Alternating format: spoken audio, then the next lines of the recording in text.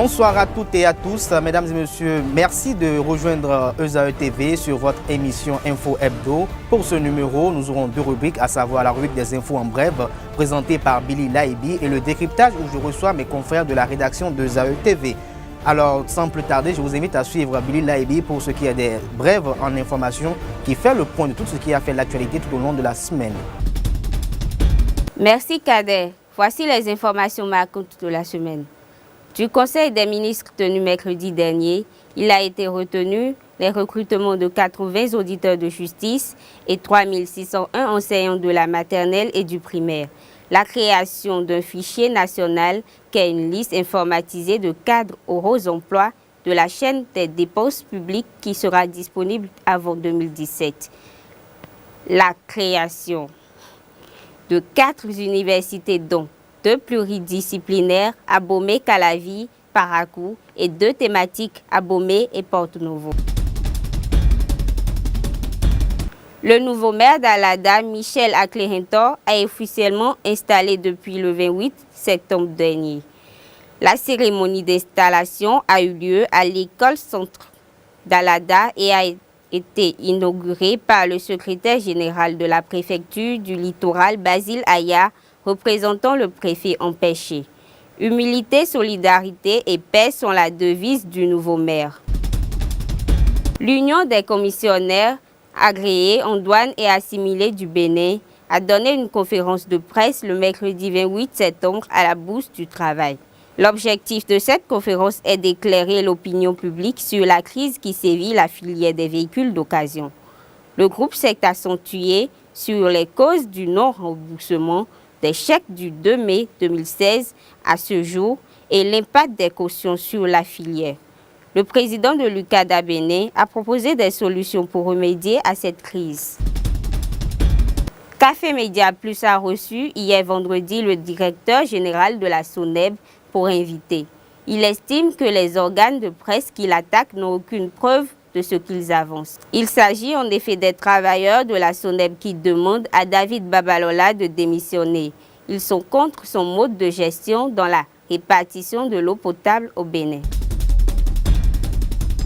Merci Billy Laibi pour les informations en bref. Et ça se poursuit cette émission Info Hebdo. À présent, je reçois mes confrères de la rédaction de ESAE TV. Il s'agit bel et bien de Leandro Kodo et de Enoch Lahadé. Enoch Lahadé, bonsoir. Bonsoir. Leandro Kodo, bonsoir. Bonsoir, il y a belle lurette sur ce plateau. Hein? Eh oui. Alors ensemble, nous allons passer au pays fin. Les sujets phares du dernier Conseil des ministres, il s'agit de la création du fichier des fonctions administratives dans la fonction publique et la carte universitaire qui a été maintenue par le gouvernement actuel et les recrutements dans la fonction publique. Et nous finirons par la rentrée académique prochaine en 2016-2017. Alors Enoch Lahadé, j'ai bien envie de commencer par vous et de vous demander, le gouvernement de Patrice Talon a décidé de créer un fichier dans lequel on pourra voir quel est le profil qu'on peut avoir pour occuper une fonction administrative. Quelle est votre appréhension sur cette création du fichier?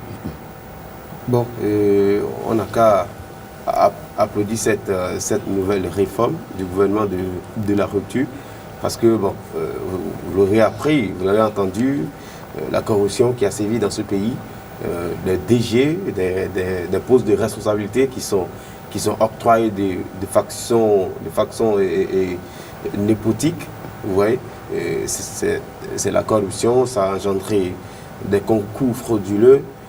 Vous avez vu tout ce que ça a créé dans ce pays. Si un tel fichier vient mettre à nu, mettre tout au clair, c'est bien. On n'a qu'à applaudir cette réforme du gouvernement de la rupture.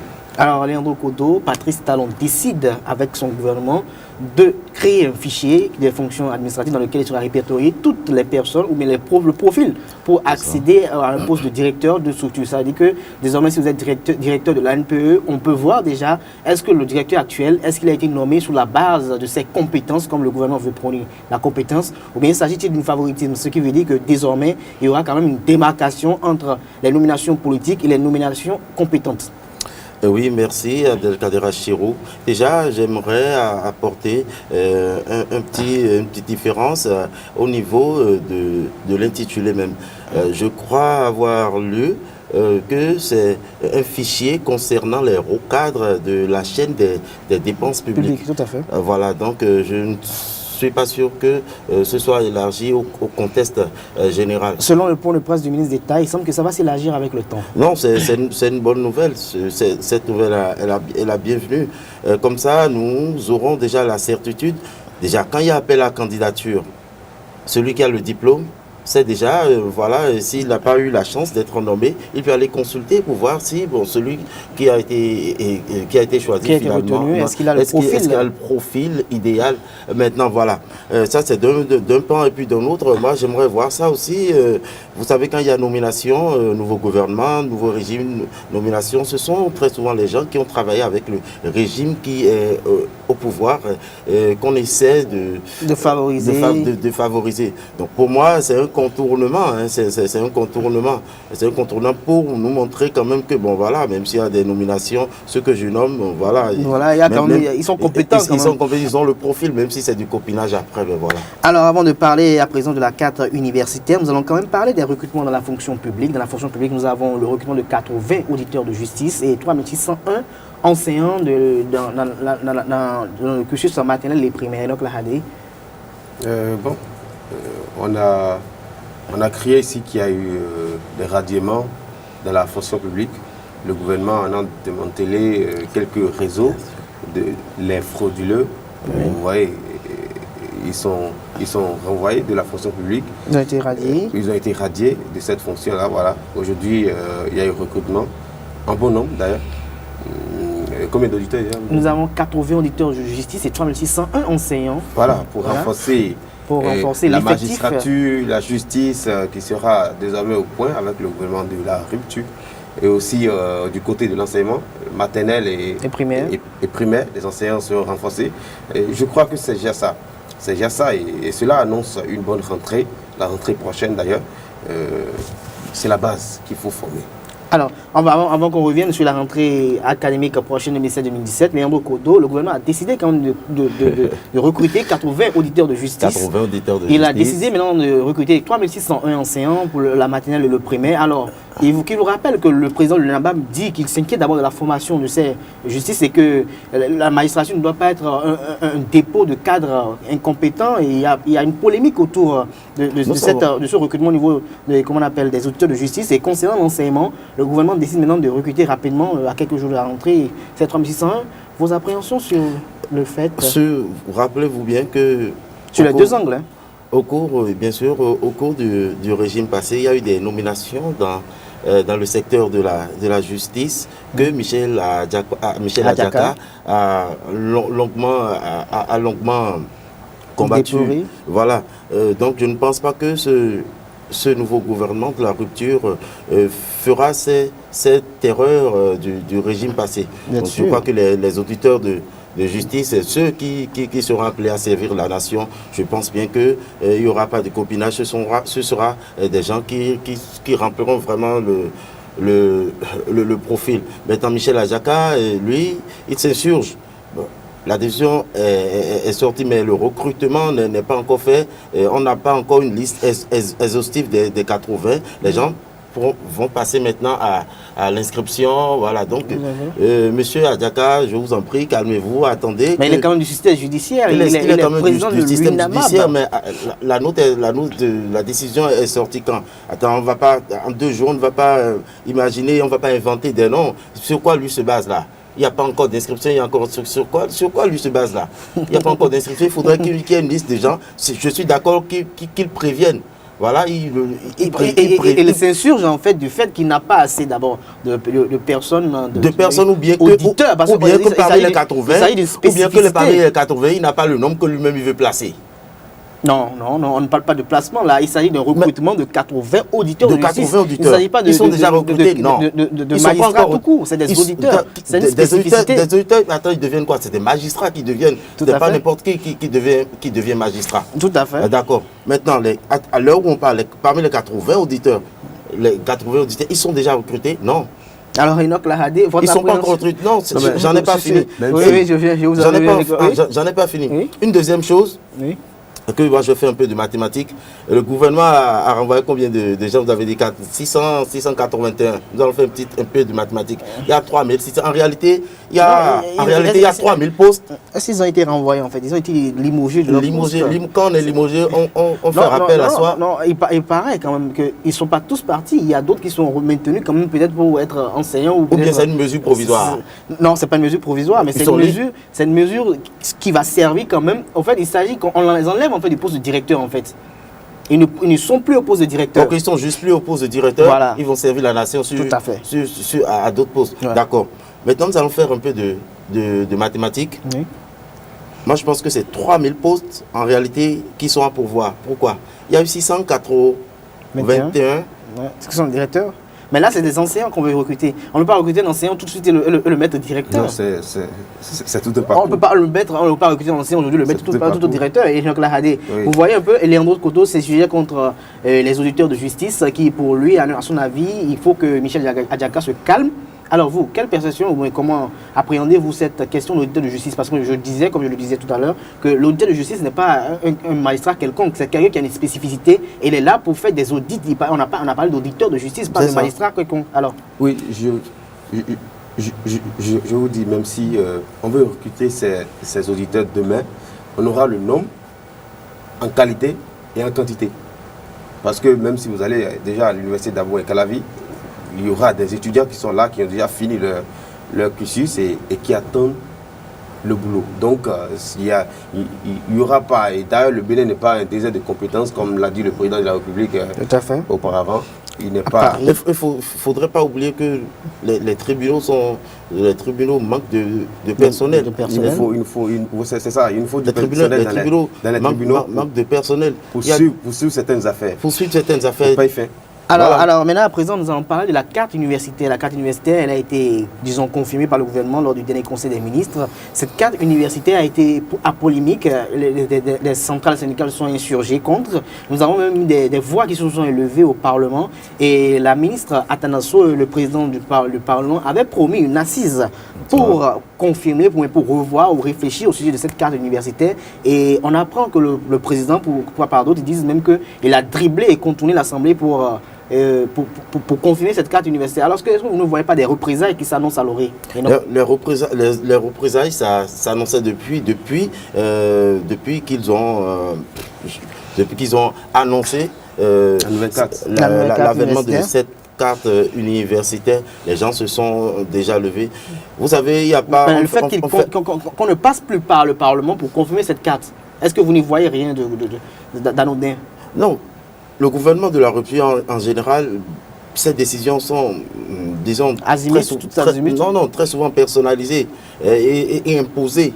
Donc, je pense que c'est de cette manière qu'il va devoir procéder jusqu'à la fin de son quinquennat. Sinon, suivre le processus normal, il y a trop de gens là pour lui mettre les bâtons dans les roues. Il n'arrivera jamais au bout de son programme. Alors, Enoch Lahadé, le gouvernement décide quand même, après, ça va pour une décision d'une telle envergure, de portée nationale, le gouvernement décide de ne plus avoir son assise avec le Parlement et décide alors de confirmer cette carte universitaire. Est-ce que vous ne voyez pas une légion au niveau des députés et qu'ils peuvent même peut-être le coincer au niveau de son référendum, alors quand bien même il est en train de chercher des moyens pour les confirmer encore pour une fois? Non, oui, je crois que le président Talon est assez rusé pour ne pas être coincé au Parlement. Et Pascal Nokouaki, dans son point de presse, disait ce jour-là qu'ils ont eu à consulter des personnes, ils ont eu à faire des consultations.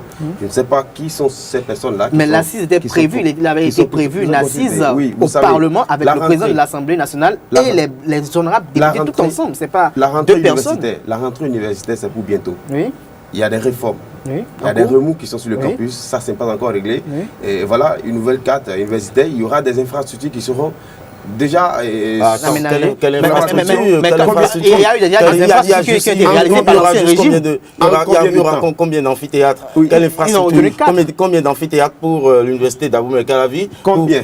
de 2600 et quelques places. Attendez, oui. Donc, laissez-moi vous dire que cette carte universitaire, elle est bien, mais réellement, est-ce que les concepteurs de cette carte ont vraiment réfléchi? Ils se sont rapprochés aux acteurs. Ont-ils vraiment des notions d'architecture avant de concevoir cette carte? Dites-moi, vous déplacez quelqu'un du Nord, quelqu'un qui a été habitué à venir, à s'instruire quelque part, vous le déplacez du Nord, sans penser à un système pour accueillir, parce qu'on a fermé, on a dû fermer certaines universités. Il y a des gens qui vont se déplacer du Nord, il y a ceux qui sont du plateau, ceux qui sont du centre, et tous ces gens vont se diriger, vont s'orienter vers... Il y aura une ruée vers le sud. Il y aura une ruée vers le sud. Dans ces coins, comment on appelle nos aînés ont fait pour étudier jusqu'à... C'est vrai qu'il y avait un brassage quand même, qu'on appelle ethnique ou bien... Mais attends, nous ne sommes pas nos aînés, oui, mais nous ne sommes pas dans le contexte actuel, nous ne sommes pas dans le même contexte. Et la population monte, il y a une flambée de la population. Alors, j'aimerais quand même préciser que Patrice Talon, ce que je vous demande, c'est que Patrice Talon décide de se passer en fait du Parlement. C'est là que je déploie en fait Léandro Kodo et Enoch Lahadé. Le fait qu'on n'écoute pas les doléances de l'Assemblée, au moins, quand même si le chef, c'est le chef, parce que c'est lui qui a le pouvoir, il peut toutefois confirmer, mais quand même l'acte, si le gouvernement avait posé l'acte d'écouter quand même les honorables députés, il y aurait quand même eu un apaisement. On n'a pas écouté, on a promis une assise, même avec le président de l'Assemblée, on a promis une assise avec la ministre Atanasso, et du coup il n'y a plus cette assise pour réfléchir sur la question et on décide directement de confirmer cette carte. Quand bien vous savez qu'il y avait déjà des semaines qui sont passées, même si le chef d'État était en voyage à New York pour la 60e session des Nations Unies. C'est comme je vous le disais tout à l'heure, après tout c'est un président et tout au long de 5 ans, il arrivera, comme cette fois-ci, il arrivera des fois où il sera obligé de contourner ce système. Il arrivera des fois où il usera de son autorité de chef pour pouvoir faire passer certaines décisions. Alors, Enoch Lahadé, oui. Moi, je crois que, vu cette contrainte du temps, la rentrée qui est déjà là, que ça frappe déjà à la porte, je crois qu'on ne peut plus attendre les députés à l'Assemblée, parce que vous savez, là-bas aussi c'est une jungle, c'est tout un processus, c'est une partie contre l'autre, et puis on vote ci, on vote pas ça, parce qu'on n'a pas eu un tel nombre de millions. Moi je pense quand même que le chef de l'État, en toute humilité intellectuelle, devait quand même accepter cette assise, quand bien même il sait au fond de lui-même ce qu'il avait à décider, quand même essayer. Vous savez, parfois il faut blayer quand même les subordonnats. D'abord, il y a une annonce. Et nous allons poursuivre ce débat. Une consultation, c'est-à-dire entre eux. C'est-à-dire une consultation avec le président et quelques membres de l'Assemblée. Ils ont dû en discuter, mais pas de façon formelle quand même. Il y a une consultation, peut-être qu'ils ont consulté le président de l'Assemblée nationale, et quelques membres qui représentent déjà des bureaux parlementaires. Voilà, il n'y a pas l'unanimité. Parce que l'Union fait la nation. L'Union fait la nation, c'est le gouvernement. L'Union fait la nation, c'est le gouvernement. Ils ont dit qu'ils sont le gouvernement. Et qu'ils font le gouvernement. Donc, si on me dit que peut-être il y avait un membre de la FCBE, je peux comprendre, mais l'Union fait la nation, c'est le gouvernement. Donc, vous savez que c'est le gouvernement. On ne peut pas dire que le gouvernement soit contre le gouvernement. Et nous allons parler à présent de la rentrée prochaine académique 2016-2017 pour finir. La rentrée prochaine s'annonce et le chef de l'État, est-ce que vous pensez quand même que le chef de l'État, avec ce climat actuel qui se profane, est-ce qu'il peut avoir une rentrée académique sans remous, sans supputation? Sans remous, déjà les choses s'annoncent très bien. C'est vraiment la rentrée s'annonce de bonne loi, puisque nous avons... Malgré la morosité économique. Malgré la morosité économique, la rentrée s'annonce de bonne loi, puisque nous avons eu vent de quelques rencontres des syndicats et du chef de la République. Donc jusque-là, il n'y a pas encore de contestation, il n'y a encore rien. Nous, c'est sûr qu'il y a des promesses, il y a des promesses, nous sommes dans l'expectative. Nous verrons d'ici la rentrée et juste quelques jours après ce que ça va donner. Alors pour finir, Enoch Lahadé, rentrée prochaine académique 2016-2017, le gouvernement a tenu une assise avec les acteurs. Nous avons la CSTV qui se dit toujours ne pas être satisfaite. Est-ce que vous pensez que Patrice Talon va passer toute une année scolaire sans grève, sans revendication au niveau déjà renouvellement des directeurs départementaux? Je crois oui. Il y aura une très bonne année parce que la rencontre avec les syndicalistes, ça promet. Et puis, bon, vous avez vu, ils ont dit même que c'est pour la première fois dans l'histoire, ils ont une telle négociation, un tel dialogue social a eu lieu. Mais je crois que bon, ce sera une bonne rentrée malgré la morosité économique. Mais à l'université d'Abou-Calavi, l'inscription qui passe de 15 000 à 50 000, c'est pas... Je crois que nous allons revenir sur ce point dans les fois à venir, puisque avec la morosité économique actuelle, qu'on décide quand même d'élever quand même le coût de l'inscription. Je pense que c'est un sujet à polémique qui mérite une longue discussion. Vraiment polémique parce qu'à l'heure où nous sommes, on payait 15 000 francs. Nous étions, nous rêvions d'une gratuité des frais de scolarité, des frais de scolarité sur le campus. Mais de là, tripler et ajouter un demi-quart dessus. Mais là, c'est plus asphyxier le peuple. Tout le monde n'est pas aux as comme lui. Tout le monde n'est pas milliardaire. Tout le monde n'est pas richissime, roi du coton. Ce sera sur ces mots. Déjà que lui n'a même pas fait l'université, il ne connaît pas ces réalités-là. Ce sera sur ces mots de Léandre Kodo que prendra fin cette émission Info Hebdo. Mesdames et messieurs, merci de l'avoir suivi. Vous retrouvez demain sur l'émission L'invité et Nadège Djiwan et le président Lulkada. Bonsoir à vous.